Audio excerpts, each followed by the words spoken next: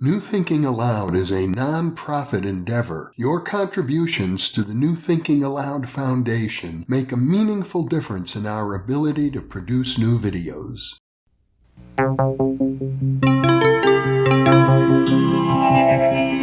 Thinking Aloud. Conversations on the leading edge of knowledge and discovery with psychologist Jeffrey Mishlove.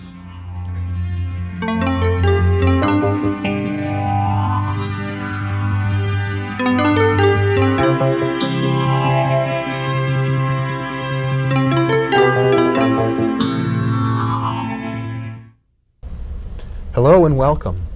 My guest this evening is Dr. William Kautz, former staff scientist at SRI International, the founder and director of the Center for Applied Intuition in San Francisco. Bill, you're well known as a mathematician and a computer scientist working at the highest levels of technology. I wonder if you can describe for me and for the viewers the journey that led you from a computer scientist and mathematician to an expert on intuition. I'll try, Jeffrey.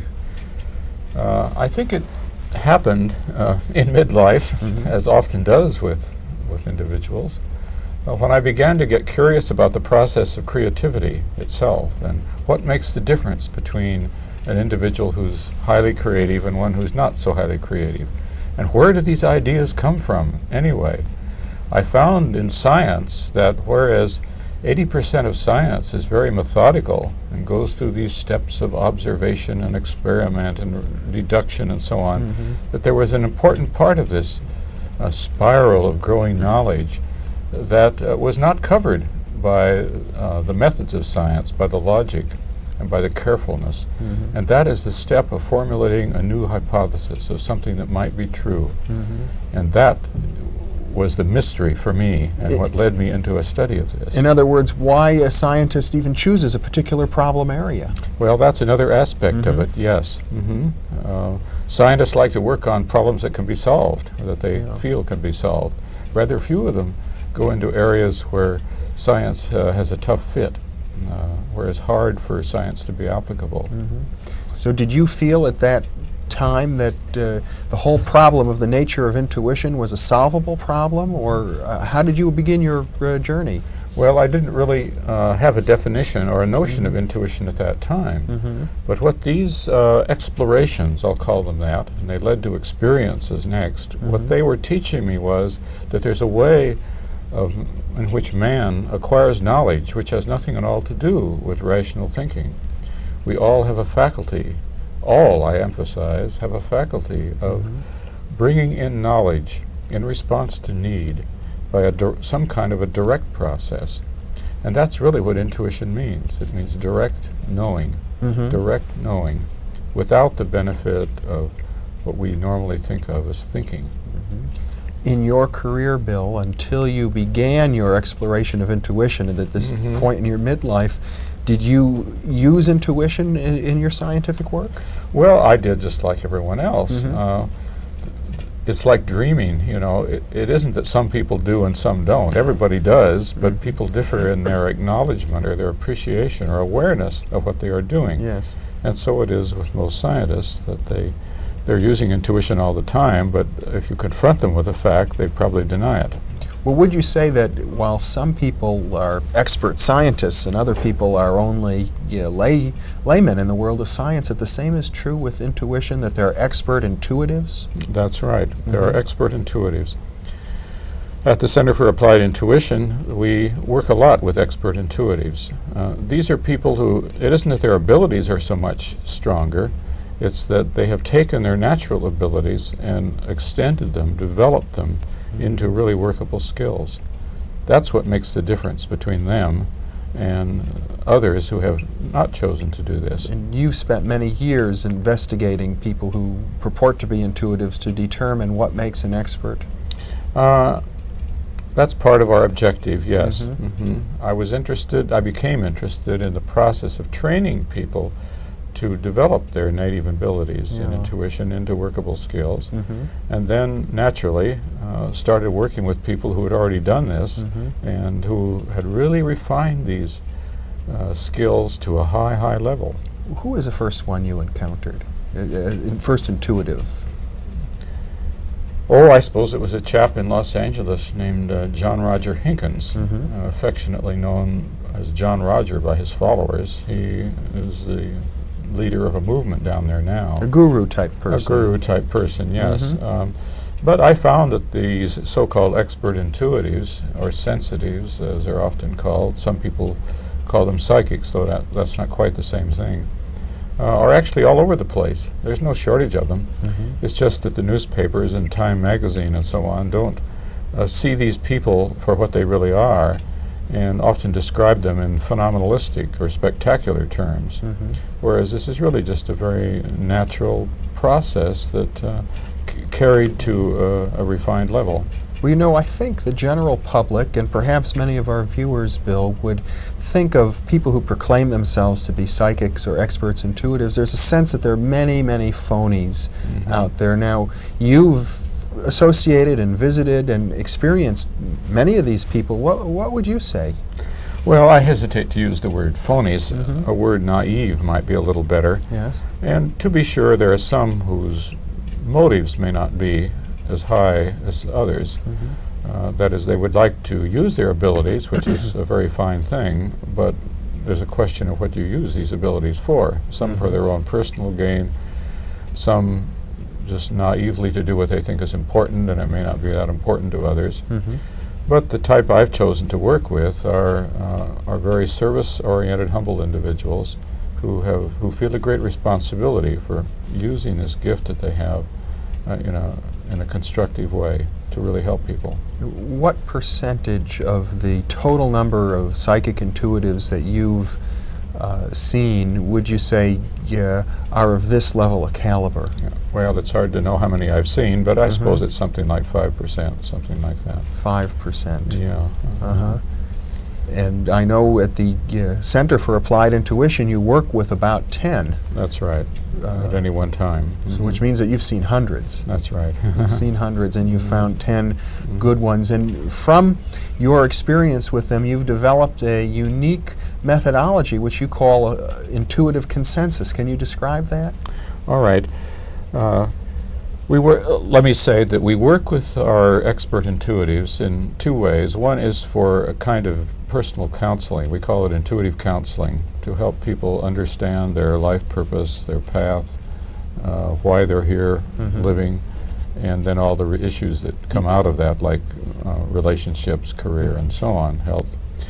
But the other way is to work on very specific problems that require very specific information. For me, as a scientist, I started out doing this with technical problems, scientific problems. And for this, because the accuracy requirements are so high for the information to be useful, we'd like to work with a team. Now, I don't bring these people together, but I prepare the set of questions very carefully and then take these questions to the members of the team independently, separately. And we conduct what we call a reading or a session in which the questions are posed, answers are obtained, and then we dialogue until we get really clear answers. And then the third step of intuitive consensus is to integrate all that information together.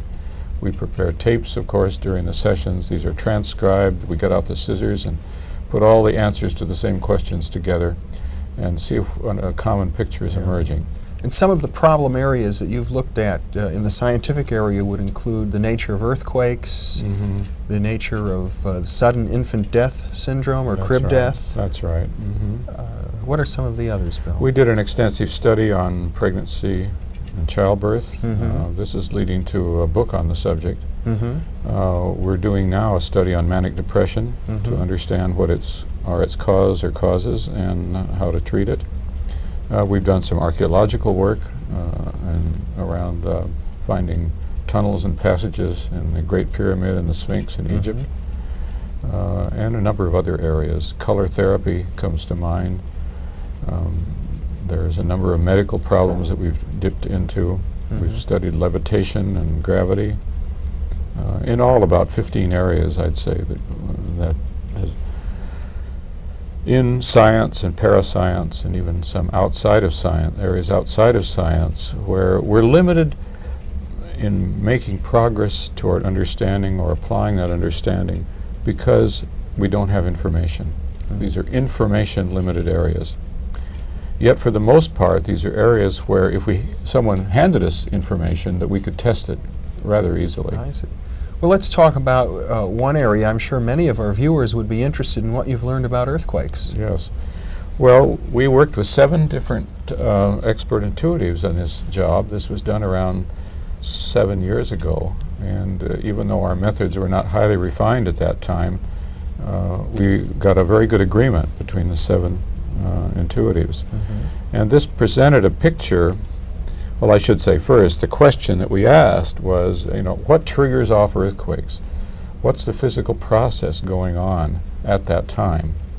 We weren't trying to predict specific earthquakes in this study, but rather to understand what was going on. And we got an explanation for this, which was highly consistent among the 7 different sources. And it was a process that starts in space, runs through the atmosphere, and then down into the Earth. And as a scientist, I could look at that and say, well, how does this compare with what geophysicists think causes earthquakes? And the answer to that is, it's a hypothesis that they would never have thought of because they were not experts in atmospheric science. They just never looked there. So it didn't exactly contradict. It was just a more interdisciplinary approach. It was a more interdisciplinary explanation, and one which was quite credible. In fact, we subsequently went back into the literature and found reports that had been made at the times of earthquakes and just before that supported many aspects of this new explanation. For example, this hypothesis that emerged from the study said that one of the early stages that is usually present before a major earthquake is that there's a hole in in the ionosphere, which is a kind of electronic sheath that's up around 40 or 50 miles above the Earth. We normally hear about it in conjunction with transmission of radio waves, which it uses a mirror, a reflector, so these waves can bounce around the Earth. But a hole develops, it said, and shortly before the earthquake, and this this starts the triggering process. And sure enough, we found some records that had been made of ionospheric sounding, that is measuring how high it is, just before 2 major earthquakes in the Pacific.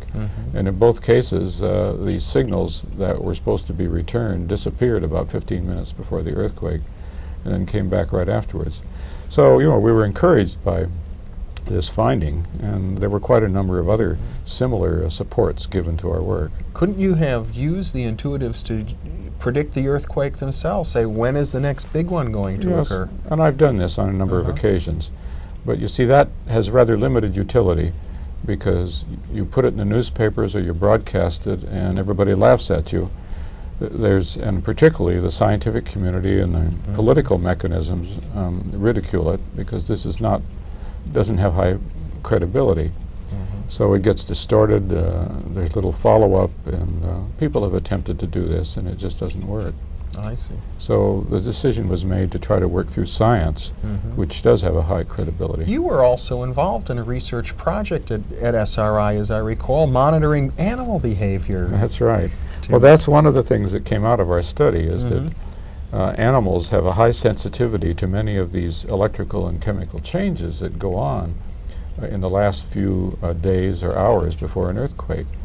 And this is an old legend, but it's never been checked to see if it's so. It's really just a superstition. The Chinese claimed that they could predict earthquakes this way, didn't they? Well, some Chinese did, and it turned out to be not really correct. I see. But there was that was in the news at the time, which enabled us to get funding for our project. And so we carried out a 4-year study to validate that scientifically that animals do indeed have a sensitivity to forthcoming earthquakes. Any luck? Oh yes, it was successful. I see. So the way an animal might be sensitive, so an intuitive or a psychic sensitive person might. These are probably different areas of sensitivity, but we don't know yet, really. judging from other work with intuitives, they're picking up information, you see, not physical senses, the way an animal would. But who knows what kind of psychic sensitivity the animals have. I mean, we don't know that. And we don't really even know what kind of physical sensitivities a human has. That's an area that's never been studied extensively. So this is a sort of a gray, murky area at this point as to how that sensing process is working. Well, you've covered so many different areas in your work on intuition and intuitive consensus. What is the most exciting to you? It's hard to say, Jeffrey. I think I would name one of them that we did under contract with a small research organization in Japan. This was a study to look into the future of Japan and try to create a scenario for what was going to happen in that country within the next 20 years. We walked into this a bit blind, not really expecting very much, not knowing very much about Japan. And what emerged from the study was very exciting to us. Roughly speaking,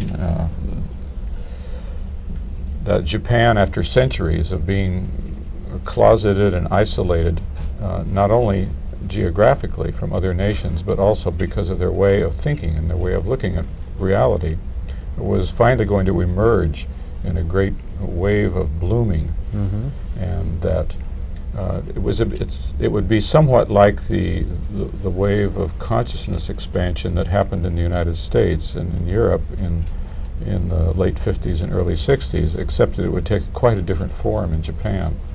But the important quality of that is that it's a blooming in Japan, not because of outside pressure, but because of something happening from the inside out. It's like the Japanese were waking up after a long, long sleep, and we're looking around them and saying, wow, look at the world we find ourselves in. Who are we? What are we doing here? What is our mission on Earth? Just the way many people are waking up in our society with questions about themselves. Whereas someone might have suspected that you would predict certain technological changes in Japan, what you really saw was some type of spiritual awakening. That's right. It was a real spiritual awakening. And of course the technological changes, some of those were cited too, some earth changes, volcanoes and earthquakes. I see. But we looked into really many aspects of Japanese society, education, politics, international relations, business, labor. Something like a new renaissance. Really like a new renaissance. So this led to subsequent work, and this is why it's exciting to me, that we were able to start up some programs with Japan, with certain individuals there who were on the forefront of this awakening, to feed it, and to use our experience in these matters that we obtained 20 years ago and reform them, those things that we discovered, and feed them over to Japan. So we have a very active program going on now.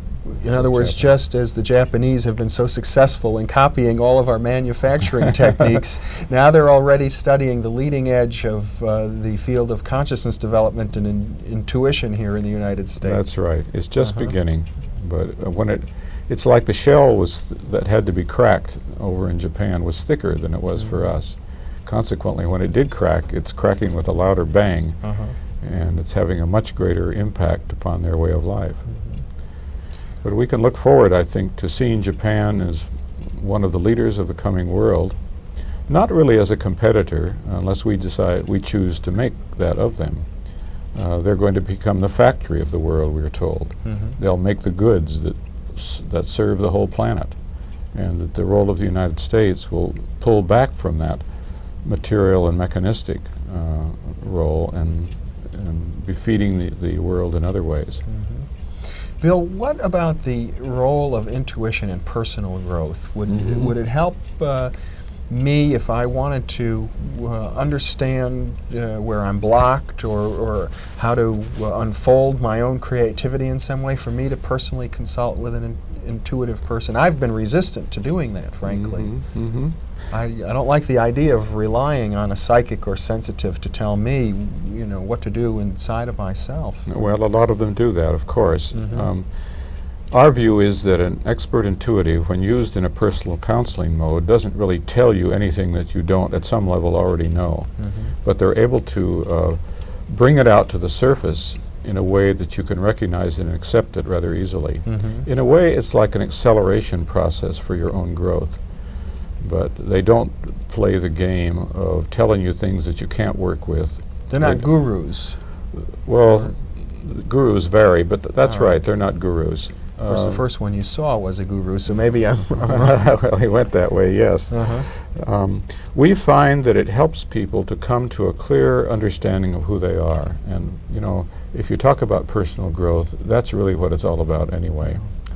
The most satisfying examples that we have had of intuitive counseling have been with people who were struggling, they were confused, there was a lack of clarity in their own life, and they were hung up on mental and emotional problems and couldn't seem to crack through these to get this clarity that's underneath. And that through the intuitive counseling, just in one 45-minute session, you know, it's possible to break through that in a usually a rather painless way. Well, in my therapy practice, I sometimes see people. I recently saw a 72-year-old woman who was pointing out that she's been stuck her whole life. And she said what she really regretted was having lived a life perhaps not worth living. She wasn't afraid of death. She was sad for how she had already lived. And although I didn't think it was too late for her to change, but if a person has had a continual pattern and they can't seem to see beyond it for decades, do you think that intuition can provide a breakthrough? It certainly can. You see, we're talking here about something. It's new because the enemy is the obstacles that we ourselves have put in our own path, and that's an important thing for people who are going to go through some sort of intuitive counseling to understand. You see, intuition is it's an ability and can be developed into a skill, but it's different than most other abilities that we have that can be developed into a skill, like the skill of speaking French, or learning how to ride a surfboard, or develop other skills to play the piano. Because in those cases, you need to acquire something that you didn't have before. You put together the different pieces of yourself in a new way and learn how to do something new. It's like an augmentative process. Most of schooling is like this. But with intuition, it's the other way around. We are born with the ability to be highly intuitive. And children are, by and large, highly intuitive. But in the case of children, their ability is not encouraged. They're living in a world in which this is not valued or honored. And therefore, they learn pretty quickly to shut up about these things that they see, these lights that they see around people, or these hunches that they get about grandmother being ill. You know, the kid is told, what do you know about grandma? You know, she's not around. She's over on the other side of the country. But it is okay to know these things and to have these supersensitivities, but they atrophy rather quickly if they're not encouraged at a young age. So perhaps becoming intuitive is more of a question of becoming less of what you think you are and more of what you really are. Exactly. It's a taking off of some incrustation or skins that you acquired in the process of growing up, and that are locked in place by inappropriate beliefs. So if I'm really blocked, or a person is really blocked, would it be that I wouldn't be able to use my own intuition to see that problem myself? I should let someone else use their intuition to look at me? Well, I don't use words like should in cases like this at all, but it's an opportunity.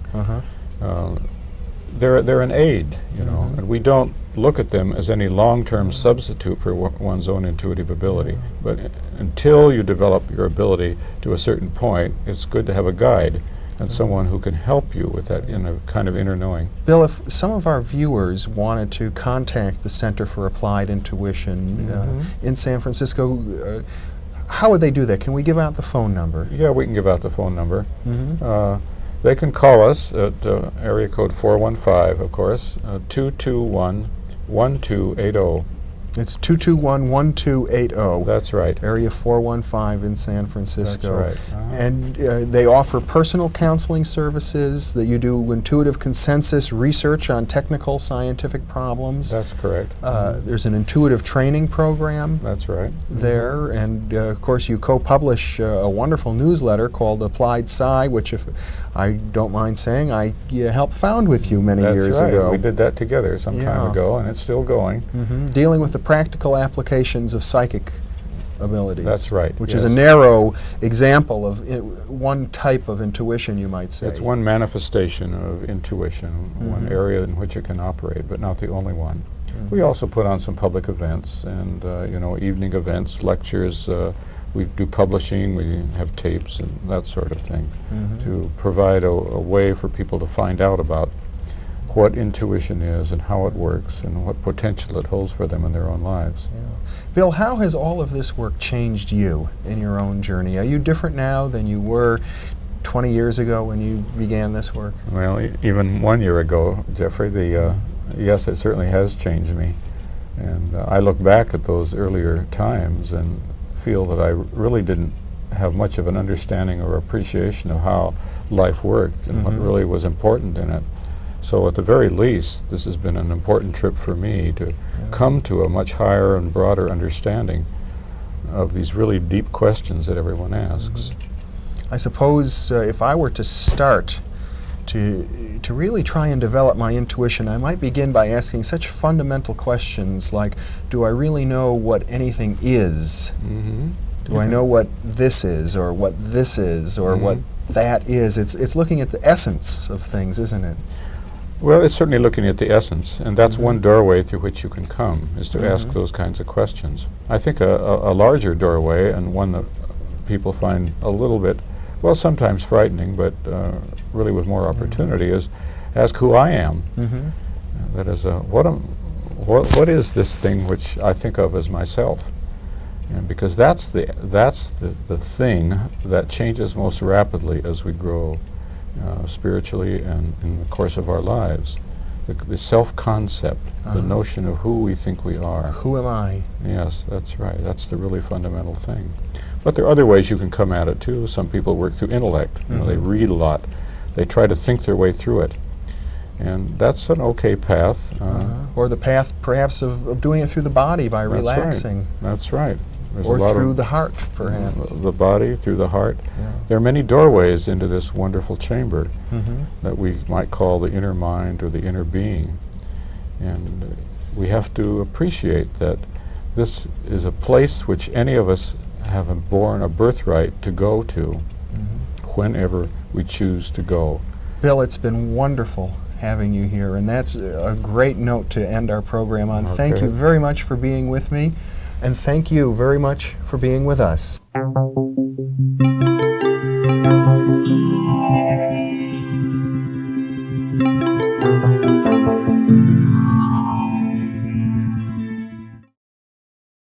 I imagine that by now many of you already realize that, in conjunction with White Crow Books, we've just launched the new Thinking Aloud Dialogues book imprint, and our first title is There Life After Death?